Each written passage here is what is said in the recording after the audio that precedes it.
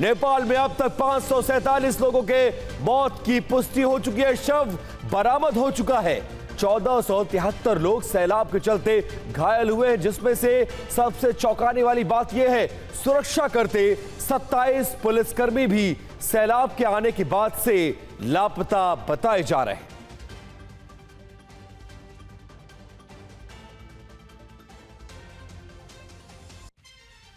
तो नेपाल में सैलाब से आई त्रासदी को 56 घंटे बीत गए।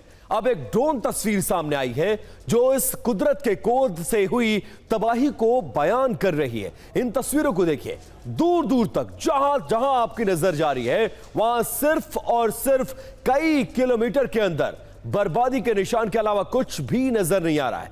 चारों तरफ मलबा है, तबाही है, टूटे हुए घर है और सैलाब का रौद्र रूप यहां पर आपको नजर आएगा। तो ये 56 घंटे बाद वो ड्रोन की तस्वीर है जिसके बाद अब नुकसान का अंदाजा। Chettinad Institute of Medical Education and Research, KGF, Karnataka. MBBS admission open 2026 to 2027. Apply through MCC Medical Counseling.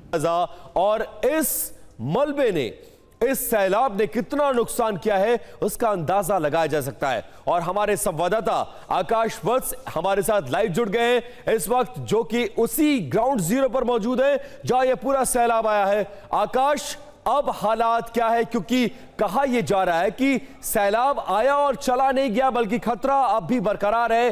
Dam के टूटने की खबर आ रही है, लगातार अलर्ट है, रेस्क्यू ऑपरेशन रोक दिया गया है। हालात क्या बयान कर रहे हैं और लोगों में कितना डर दोबारा से सैलाब के आने का है?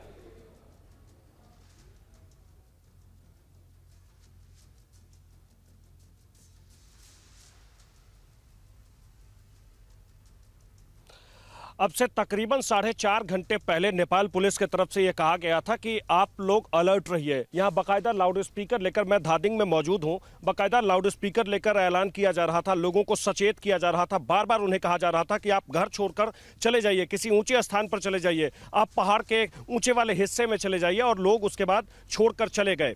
लेकिन जो रेस्क्यू ऑपरेशन रोक दिया गया था, जो सड़कों से मलबा हटाने का काम रोक दिया गया था, वो अब से तकरीबन आधा घंटा पहले से फिर से शुरू कर दिया गया है। मैं इस तरफ ये तस्वीर दिखाऊंगा आपको। बिजली के खंभे पर भी कुछ लोग काम करते हुए दिखेंगे। वो वापस इस इलाके में बिजली व्यवस्था फिर से सुचारू हो जाए, इसके लिए वो काम कर रहे हैं, लगातार वो कोशिश कर रहे हैं। लेकिन ये जो कुछ भी हुआ है, जो तस्वीरें सामने है, उसे देखकर आप जब देखेंगे तब अंदाजा चलता है कि आखिर कितना नुकसान हुआ है, किस तरीके का नुकसान हुआ है। मैं जहां खड़ा हूं, इसके ठीक सामने आपको एक बाइक दिख रही होगी और इस बाइक को देखकर ऐसा लगता है जैसे किसी ने इसे मिट्टी में गाड़ दिया हो, जबकि ये पूरा का पूरा मलबा है। ऐसा मलबा जिसे हटाने में पता नहीं कितना वक्त लगेगा। सड़क से जब मलबा हटाने का काम शुरू हुआ तो 2 दिन में 1 किलोमीटर मात्र मलबा हटाया गया है।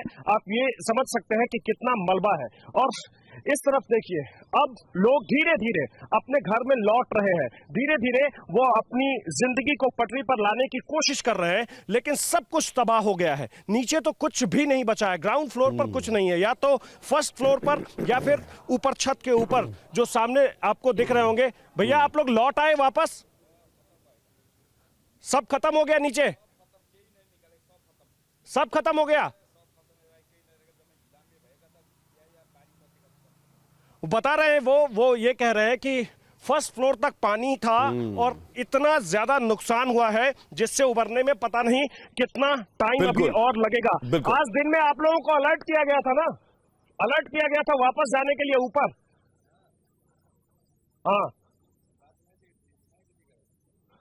वो ये कह रहे हैं कि दिन में भले ही अलर्ट किया गया था, लेकिन घर है, घर छोड़ करके हम कहां जा सकते हैं, लौटना आखिर में यही है। बिल्कुल। और सबसे बड़ी बात आकाश यही है कि जिंदगी भर की कमाई सब कुछ डूब गई है। ऐसे में सवाल यह है कि लोगों का जो चाम है वो बना हुआ, वो वहीं पर रहना चाहते हैं, वो वहां छोड़कर जाना नहीं चाहते। हालांकि जान पर बना सकती है।